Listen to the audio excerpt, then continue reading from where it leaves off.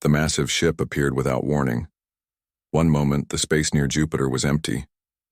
The next, a vessel larger than anything humans had ever built materialized in a flash of blue light. Captain Frank Miller stared at the monitor in Armstrong Base, the lunar defense station he commanded. His coffee mug slipped from his fingers and shattered on the floor. "Someone tell me I'm not seeing things," he said. Lieutenant Grace Powell, his communications officer, swallowed hard. "Sensors confirm, sir. That's a ship. And it's huge." Frank took a deep breath. Humanity had wondered for centuries if they were alone in the universe. Now they had their answer, and it had arrived without invitation. Alert Earth Command. Now. Within hours, every military base on Earth and throughout the solar system went to high alert. News feeds worldwide showed the same images, the alien vessel, now moving slowly through the outer solar system. Scientists estimated it was roughly 3 miles long, with odd spikes and protrusions that made it look like a massive sea urchin drifting through space. At Earth Defense Headquarters in Geneva, Admiral Susan Wright assembled her crisis team. The room was silent as she entered, the weight of humanity's future heavy on her shoulders. "Ladies and gentlemen," she said, "we are facing first contact with an alien civilization.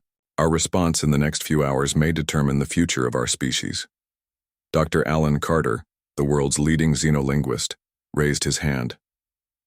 "Admiral, we've been preparing first contact protocols for decades. We should try to communicate before assuming hostile intent." Major Lisa Green, her face grim, shook her head. "With respect, Doctor, they didn't announce themselves, they just appeared. That's not how friendly visitors act." Susan nodded. "We'll try both approaches. Major Green, put our defense grid on. Stand by but take no aggressive actions. Dr. Carter, prepare to broadcast our first contact message on all frequencies." As Earth's government struggled to maintain order among panicked populations, Alan's team worked frantically to prepare a message that aliens might understand: mathematical sequences, simple atomic structures, and basic greeting images. They sent their message toward the approaching vessel. For 3 days there was no response. The alien ship continued its slow journey inward, passing the orbit of Saturn. Then on the 4th day, every screen, monitor, and communication device on Earth simultaneously activated with the same image: a tall, thin being with 6 limbs and skin that shimmered like oil on water. When it spoke, its voice was surprisingly melodic, almost beautiful. Earth translation computers worked frantically, and soon text appeared below the alien's image. "People of the 3rd planet, we are the Galactic Hegemony, rulers of 5,000 worlds across this spiral arm. Your world has been selected for integration into our empire. Prepare to receive our envoys. They will explain the terms of your surrender." The message ended as abruptly as it had begun. Screens returned to normal, leaving billions of humans in shocked silence. In the White House Situation Room, President Ben Howard slammed his fist on the table. "Surrender? They expect us to just roll over?" Susan Wright's face appeared on the main screen, patched in from Geneva.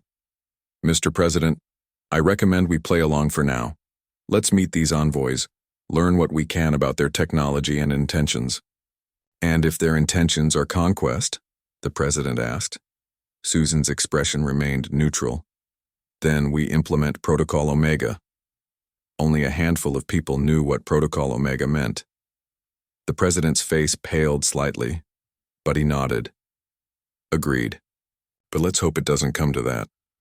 3 smaller ships detached from the main vessel the next day. They descended toward Earth, ignoring all attempts to direct their flight path. One landed in Washington, D.C., one in Beijing, and one in Moscow, the 3 cities that housed Earth's most powerful military commands. From each ship emerged 5 aliens, tall, graceful beings that moved with unsettling speed despite their seemingly fragile bodies. They requested immediate meetings with Earth's leaders. In Washington, Frank Miller had been flown in from the moon to join the reception committee. He stood beside Major Lisa Green as the lead alien entered the White House. "They move wrong," Lisa whispered. "Like they're not completely solid," Frank nodded. The alien's movements reminded him of octopuses he'd seen in Earth's oceans, flowing rather than stepping. The alien delegation seated themselves at the large conference table.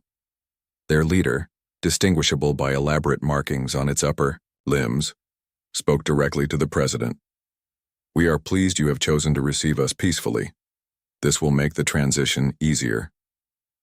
"What transition would that be?" President Howard asked carefully. The alien made a gesture that might have been a shrug. "Your integration into the hegemony. Your world has resources we require. Your people will be useful labor. Those who accept their new status will be treated well." The room went silent. Frank felt his heart hammering in his chest. So it was true. They were conquerors, not visitors. The president maintained his composure. "And if we don't accept this integration?" The alien leader's skin rippled with colors. "Resistance would be unfortunate. The last species that resisted no longer exists. We find it more efficient to simply sterilize planets that cause difficulties and harvest their resources without the complication of native life forms." Susan Wright, standing behind the president, stepped forward. "How much time are you giving us to consider your terms?" 30 of your days, the alien replied. "Our main fleet will arrive then to begin the integration process. You may use this time to prepare your people and organize your governments for efficient transition." After the meeting, Earth's military leaders gathered in a secure bunker beneath the Rocky Mountains. Similar meetings were happening in China and Russia. Secure quantum links connected them all. "They're completely confident," Frank reported. "They showed no concern that we might pose any threat to them." Susan Wright's hologram nodded. Similar reports from Beijing and Moscow. The aliens believe this is a simple conquest of primitives. General Peter Kim, commander of Asian Allied DIR forces, spoke up. "Should we show them our true capabilities now? Maybe they'd reconsider if they knew what we can really do." "No," Susan said firmly. "Let them underestimate us. For now, we play weak and frightened." She pressed a button, and a hidden panel in the wall slid open, revealing a red keypad. Similar panels opened in command centers across the world. "Ladies and gentlemen, after 200 years of preparation, the moment we hoped would never come is here. With the authorization of Earth's combined governments, I am initiating Protocol Omega. May God help us all." Frank Miller, along with every senior military officer present, stepped forward to enter their activation codes.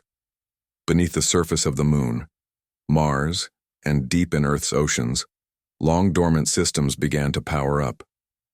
Humanity had been preparing for this day for generations. The aliens had no idea what they had just awakened. The alien delegation requested a tour of Earth's military facilities. They wanted to see what little resistance humans might offer. Colonel John Peters was chosen to escort them. "We are most interested in your space defense systems," said the lead alien, who had introduced itself as Ambassador Krell. John nodded with a carefully practiced look of worry on his face. "Of course, though I must warn you, our technology is likely primitive compared to yours." The aliens followed him through the Nevada Desert Complex, Earth's largest visible military base. Earth's leaders had decided to show the aliens exactly what they expected to see, an outmatched civilization with limited space capabilities. John led them past rows of spacecraft that looked impressive to human eyes, but were deliberately outdated. These ships were real, but they were museum pieces kept operational as decoys. The true fleet remained hidden. "These are our best interceptors," John explained, pointing to vessels that could barely reach Mars. "We have 43 combat-ready ships total." The alien skin flickered with colors that the human translators interpreted as amusement. "Your species shows admirable courage," Ambassador Krell said. "But these vessels would not survive first contact with even our smallest warships." John lowered his eyes. "We understand our position, Ambassador." Meanwhile, deep beneath the lunar surface, General Mary Collins walked through massive hidden chambers that stretched for miles. Armstrong Base had a public level, the one Captain Frank Miller commanded. But 90% of the facility lay hidden in depths that no alien sensors had detected. "Status report," Mary demanded as she entered the main control room. Her second in command, Colonel Steve Baker, straightened. Project Ragnarok is at 70% activation, General. The Mercury shipyards are online.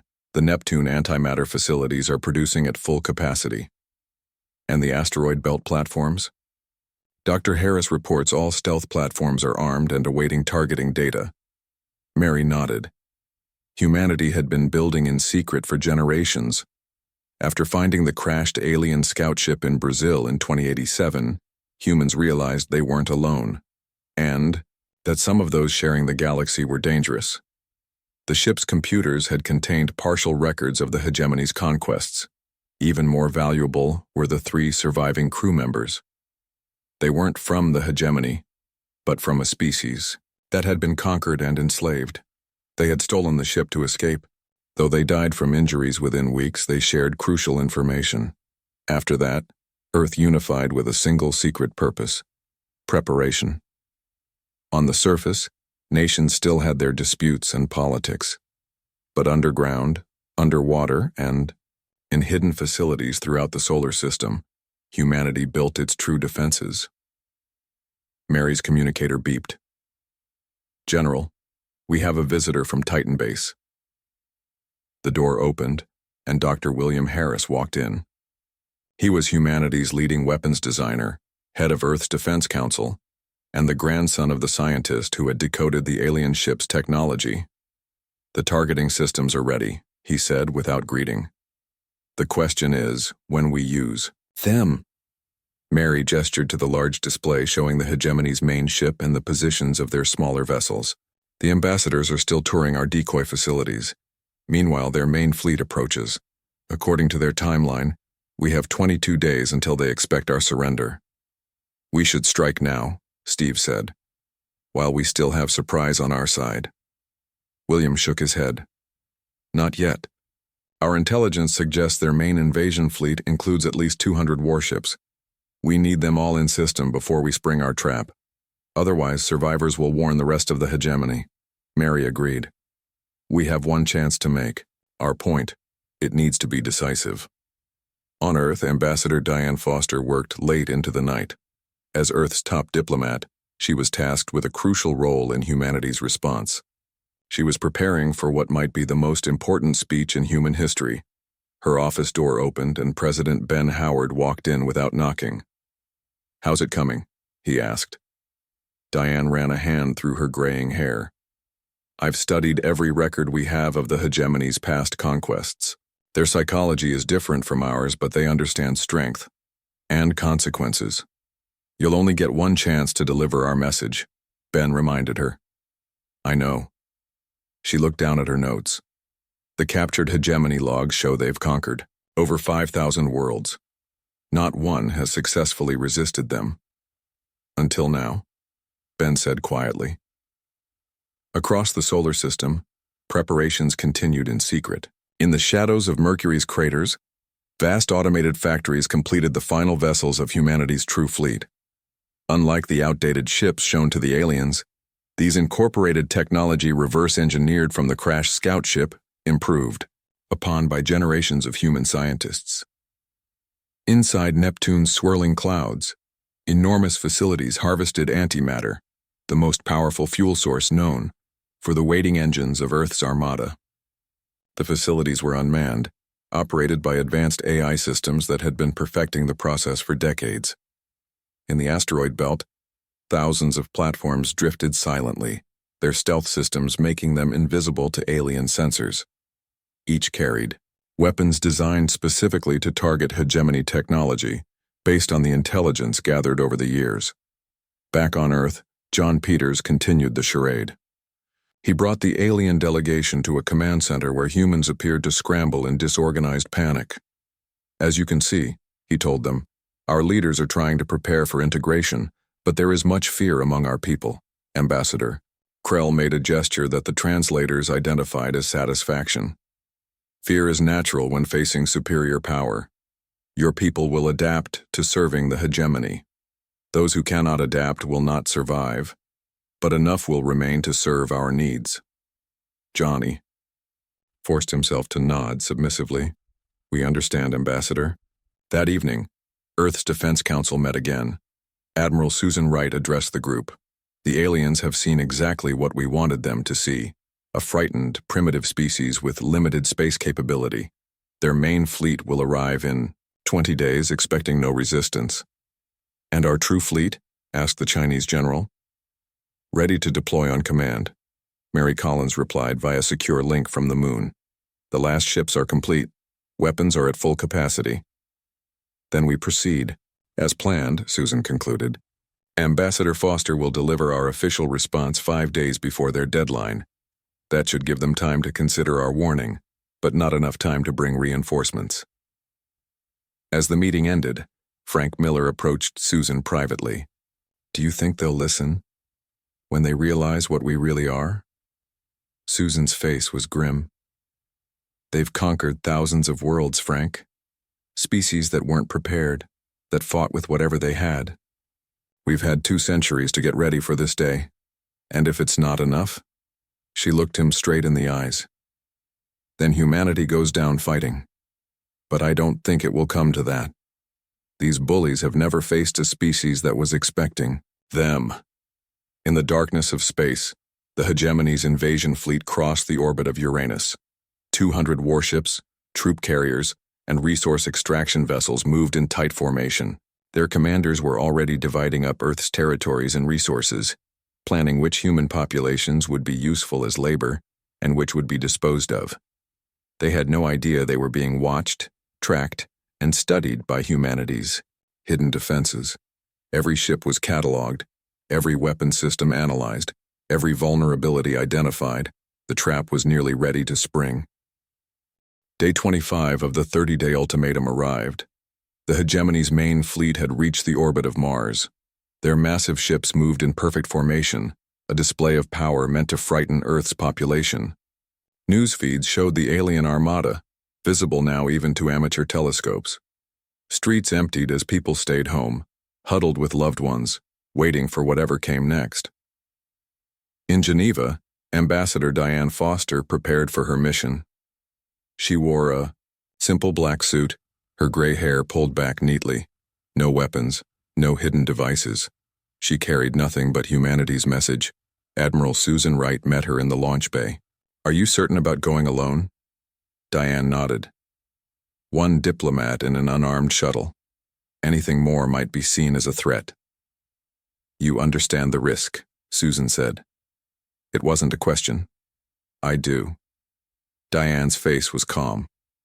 But they need to hear this message from a human, face to face. And if they decide to kill the messenger, she shrugged. That will tell us everything we need to know about their intentions. The small diplomatic shuttle left Earth's atmosphere, broadcasting identification signals on all frequencies. It was the smallest, least threatening vessel humans could have sent, barely 50 feet long with minimal life support and no weapon systems. The hegemony command vessel allowed the approach. At over 3 miles long, the alien flagship dwarfed. Diane's shuttle like a whale beside a minnow. A tractor beam guided her craft into a massive docking bay, where dozens of hegemony ships were stored. 2 alien guards met her and escorted her through corridors filled with strange technology. Other aliens stopped to stare at the human walking, among them. Few had seen a living human up close before. They brought her to a large chamber where 7 high-ranking hegemony officers waited. At their center sat Supreme Executor Vrak Thul, the fleet commander. Taller than the others, with skin that shifted through deep purples and blues, Vrak Thul watched the human with 6 eyes arranged in a circle around its head. You are brave. To come alone, the Supreme Executor said through a translator device. Or perhaps merely foolish. Diane kept her expression neutral. I bring humanity's formal response to your ultimatum. The aliens made a sound that the translator identified as laughter. Response? There is no response required beyond submission. Your leaders have seen our power. Nevertheless, I am instructed to deliver our message.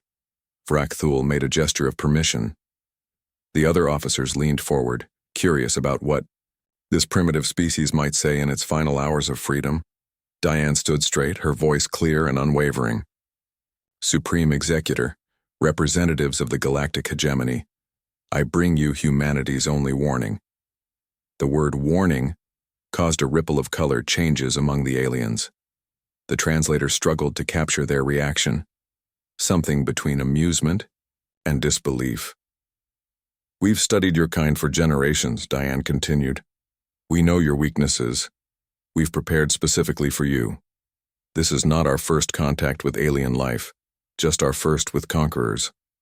The others warned us about species like yours." The Supreme Executor's skin darkened. "What others?" Diane ignored the question. "You have 24 hours to leave our system. After that, we cannot guarantee your survival." Silence filled the chamber. Then, as one, the aliens erupted in what could only be described as laughter. Their bodies rippled with colors, and the sound they made was like glass breaking underwater. "You threaten us?" Frakthul finally said. "Your species has barely left its own planet. Your weapons are primitive. Your ships are few. What you've seen is what we wanted you to see," Diane replied calmly. "You're not the first to underestimate humanity, and those who did paid the price." The Supreme Executor rose to its full height, nearly 9 feet tall. "We have conquered 5,000 worlds. Species far more advanced than yours could not stand against us. Your warning is noted, Ambassador, and dismissed. Return to your leaders. Tell them they have 5 days remaining to prepare for our arrival. After that, resistance will be met with planet-wide sterilization." Diane nodded once. "Then our message is delivered. What happens next is your choice." As she turned to leave, Frakthul spoke again. "Ambassador, your courage deserves recognition. I offer you personal sanctuary when we take your world. Serve the hegemony directly, and you will be spared the labor camps." Diane looked back over her shoulder. "I appreciate the offer, Supreme Executor, but I already have plans for after you're gone." She walked out, leaving the aliens in stunned silence. Back on Earth, Diane's shuttle landed to a private reception. President Ben Howard and Admiral Susan Wright waited as she emerged. "How did they take it?" the president asked. "Exactly as expected," Diane replied. "They laughed, they threatened, they dismissed us completely." Susan nodded. "Good. Pride before the fall. They gave us 5 days instead of 5 years," Diane added. "Their Supreme Executor is not the type to tolerate defiance." The president's face was grim. "Then we have no choice. Admiral, initiate the defense protocol." Susan opened a secure channel on her communicator. "General Collins, you have authorization to proceed. Operation Guardian is now active." On the moon, General Mary Collins received the message. She turned to Colonel Steve Baker. "It's time." Steve nodded and pressed his palm against a scanner. A massive screen lit up showing the solar system and the positions of all hegemony vessels. He spoke clearly. "Computer, execute Guardian Protocol Alpha." Through the silent void of space, invisible signals raced at light speed. In Mercury's hidden shipyards, docking clamps released. On Neptune, antimatter containment pods were loaded onto automated transports. Throughout the asteroid belt, stealth platforms adjusted their positions minutely, targeting systems locking onto the hegemony fleet. 2 hours later, in the White House Situation Room, President Howard addressed the combined military leadership of Earth. "Ladies and gentlemen, in 22 hours we expect the hegemony to begin their attack. For 2 centuries, humanity has prepared for this moment. Our ancestors discovered the threat. Our grandparents built the foundations of our defense. Our parents expanded it, and now we will use it." He looked around the room, meeting each person's eyes. "Some of you have devoted your entire careers to a secret war that hadn't yet begun. Today it begins. May God be with us all." Commander Eric Daniels, head of the Mars Defense Command, spoke up through his video link. "Mr. President, the hegemony ships are changing formation. They appear to be moving into attack positions earlier than expected." The president looked to Admiral Wright. She nodded once.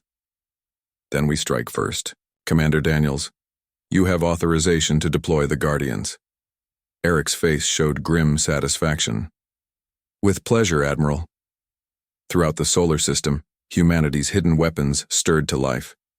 The trap they had spent generations creating was about to close on the unsuspecting invaders.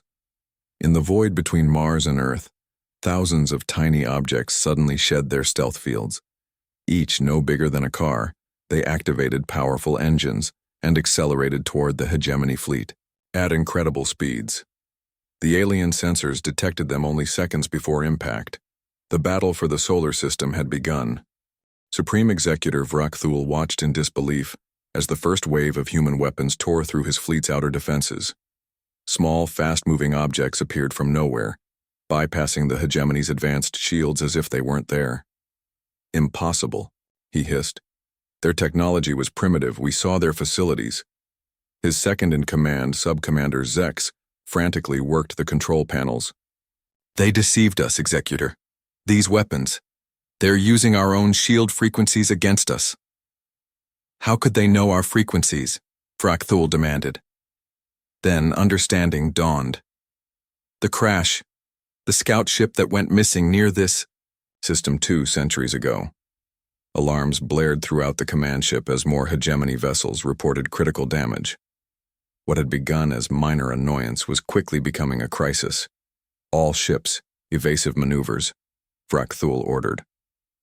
"Launch. Fighters, destroy those weapons."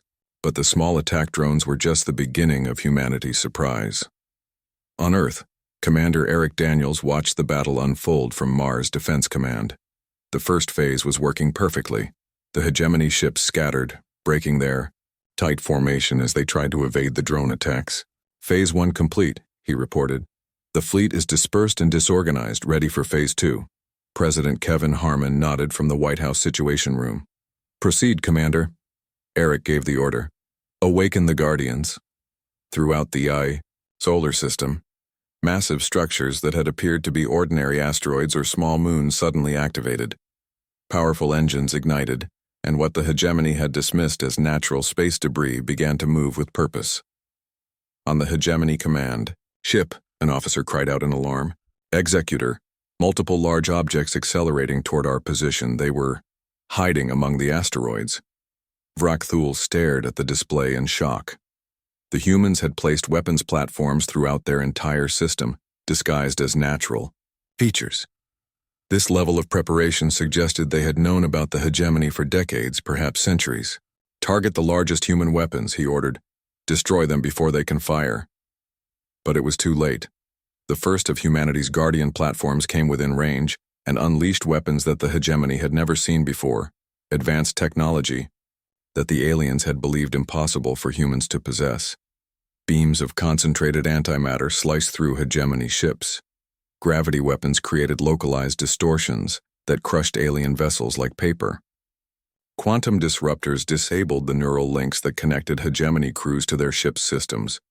In Geneva, Admiral Susan Wright addressed the planet through an emergency broadcast. "People of Earth, this is Admiral Wright of Earth's Combined Space Command. The hegemony fleet has entered our solar system with the intent to conquer our world and enslave humanity. As of 1400 hours today, we have engaged the enemy with our full defensive capabilities." Around the world, people watched in awe as classified footage was released, showing humanity's true space fleet emerging from hidden bases on the Chun, Moon, Mars, and the moons of Jupiter. These weren't the primitive ships the aliens had been shown. These were advanced warships incorporating 200 years of secret development. Susan continued, "Today we fight not just for our survival, but to end the hegemony's reign of terror. For 200 years we prepared in secret. We listened as they conquered others.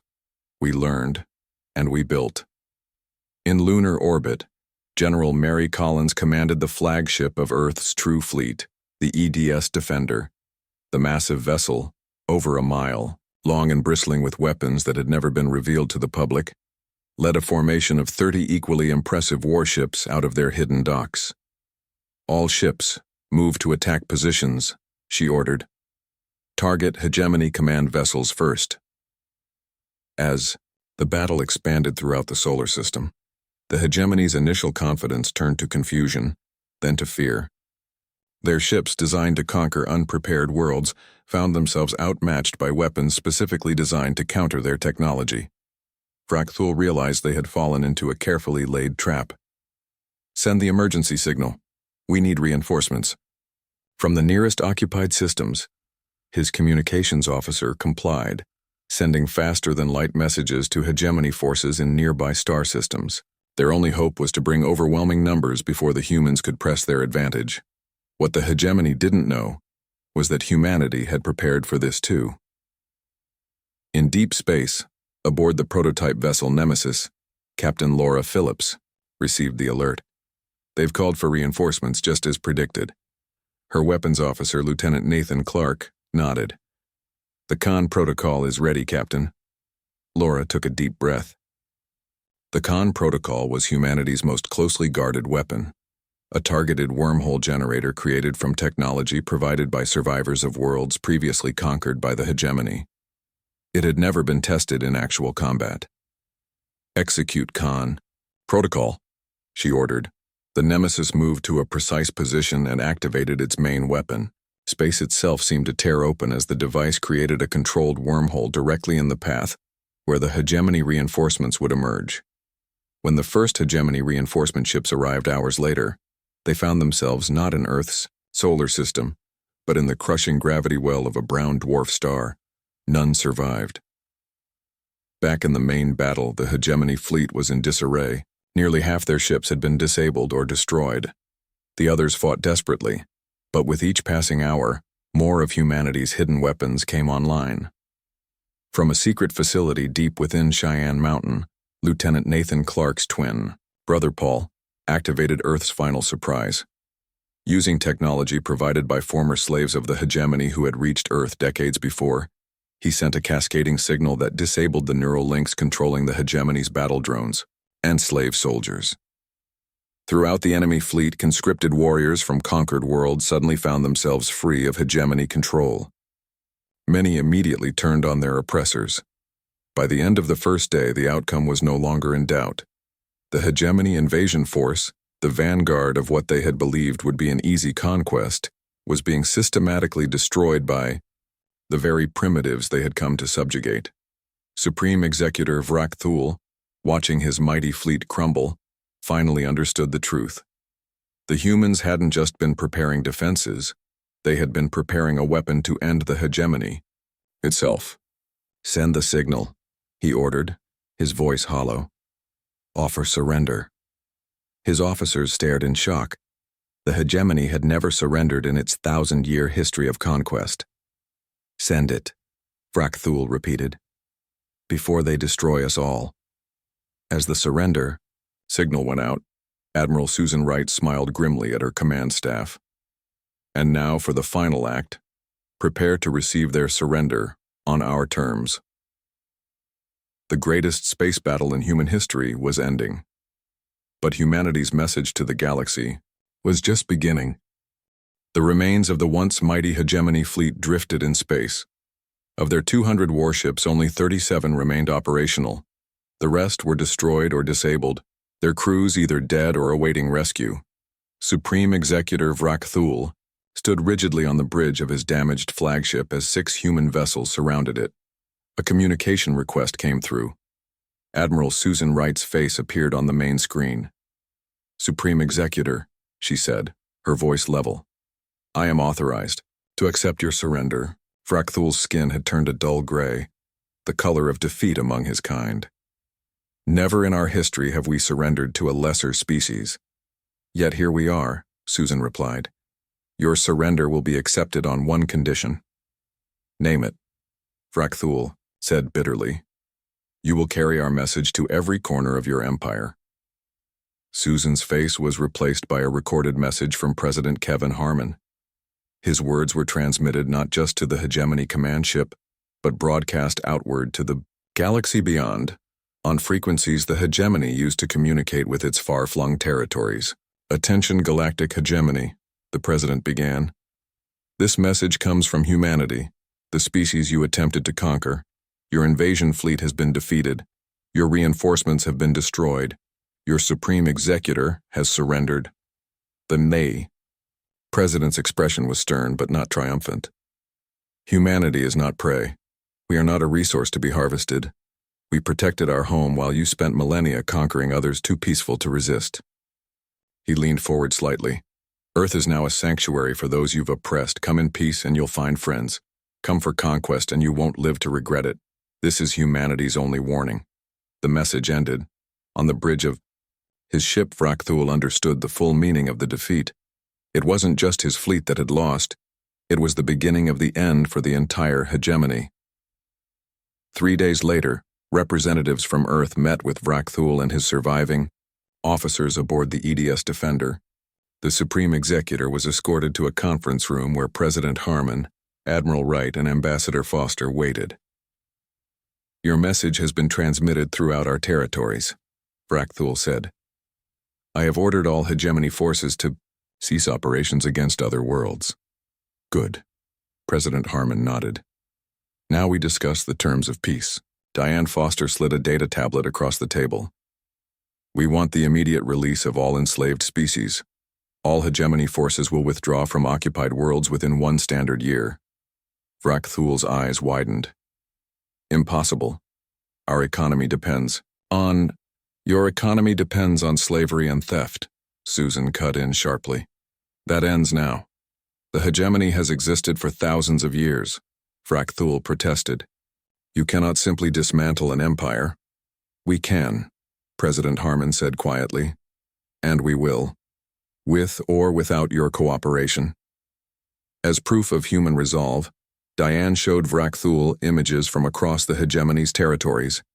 Everywhere, slave revolts had erupted as the news of the defeat at Earth spread.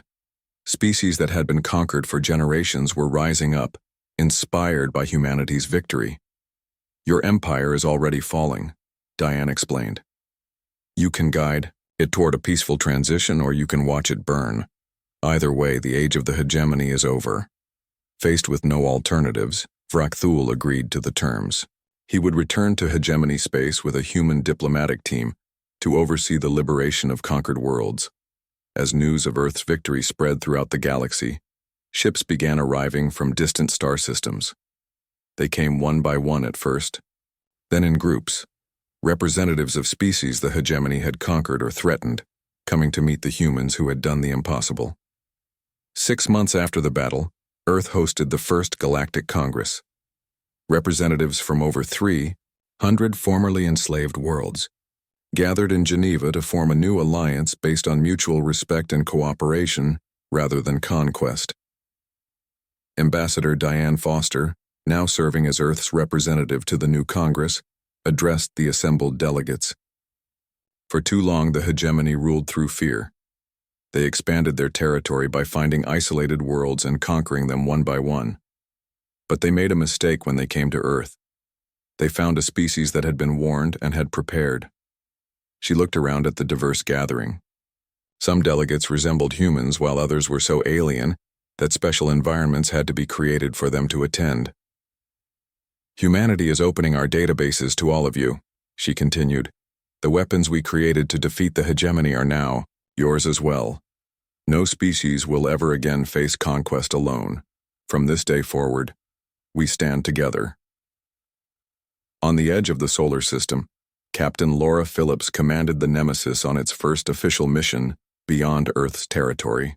The ship that had helped defeat the hegemony was now leading a humanitarian mission to worlds that had suffered under alien rule. Captain, her communications officer called. We're receiving a transmission from a planet in the Proxima system. They're requesting assistance, Laura smiled. Set course, maximum speed. The Nemesis and its escort ships accelerated toward the distant star, carrying medical supplies, food, and technology to help rebuild. Behind them, Earth continued to transform from a single isolated world to the center of a new galactic community. In Washington, D.C., President Harmon walked with Admiral Wright through the newly established Galactic Memorial. The massive structure honored both the humans who had spent generations preparing for the conflict and the beings from other worlds who had helped by sharing crucial information about the hegemony. Did you ever imagine it would end like this? The president asked. Not just surviving, but changing the course of galactic history. Susan shook her head. When we began preparing 2 centuries ago, we just hoped to survive. But I think this is better. Building something new instead of just destroying a threat. As they spoke, News came in from across former hegemony space. The last imperial strongholds had surrendered. Species that had been enemies under hegemony rule were establishing peaceful relations.